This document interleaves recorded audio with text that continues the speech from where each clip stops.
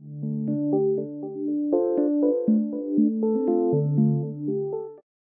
to a piece of conventional wisdom that's being turned on its head this morning. Have a problem, what are you told? To get it off your chest, talk about it. Advice that's often put to good use, particularly by teenage girls who have raised talking it out to an art form. But now a new study suggests that all that girl talk may be doing more harm than good. Here's 2020's Juju Chang.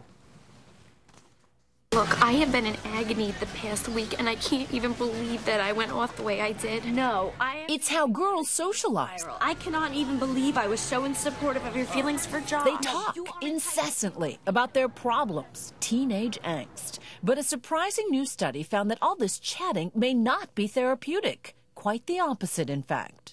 For some kids, could talking about problems become so excessive, it could actually lead them to feel more depressed and anxious over time. The study looked at girls ranging in age from 3rd grade to 9th grade. So we went looking for teenagers in their natural habitat at a suburban mall in the middle of Connecticut, because the study found that while talking excessively about their problems does foster close friendships, it actually leads to more anxiety. We talk about, like, school and boys.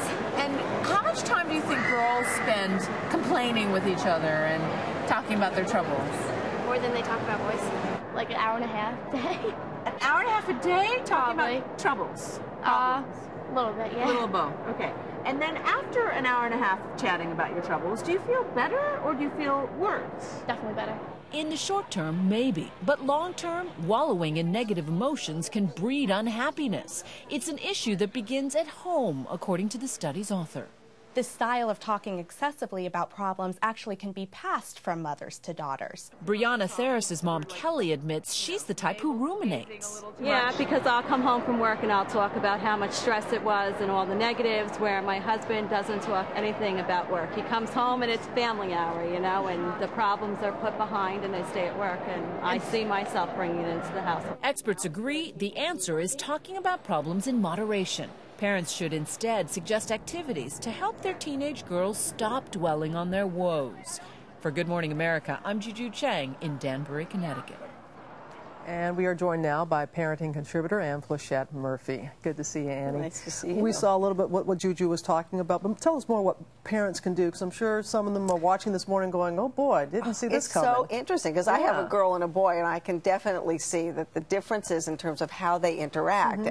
And one of the things that you really need to help little girls understand is what they can solve and what they can't. There are certain stressors, you know, like your soccer game stunk, or your hair looks terrible, that you can do something about, versus certain things you can't change, like another person's behavior. So if they keep complaining about the way a friend is acting, teaching them to take a step back and say, you know, that's really hard, but you really can't change what she's doing. You can only change how you respond to that. And what do you do as a parent if you think it's a little bit more than that, that you're really concerned that your child may be, be depressed? Right. Well, I think one of the really, important things in this study is that it really does show that if a child is prone to depression, there isn't a cause and effect.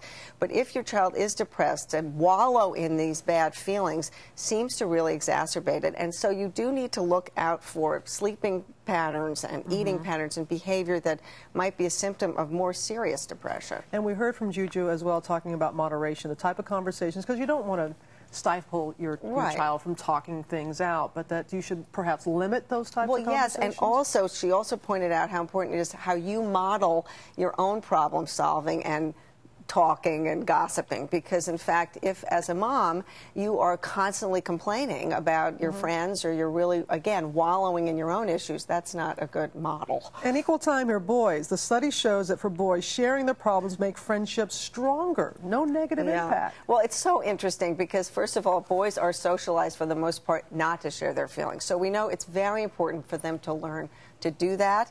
They start here, and they have a way to go, and it is very healthy. And I think also probably hormonally they're a different bunch. And that says a lot. All right, Annie, thank you. Thanks. New way of looking at that.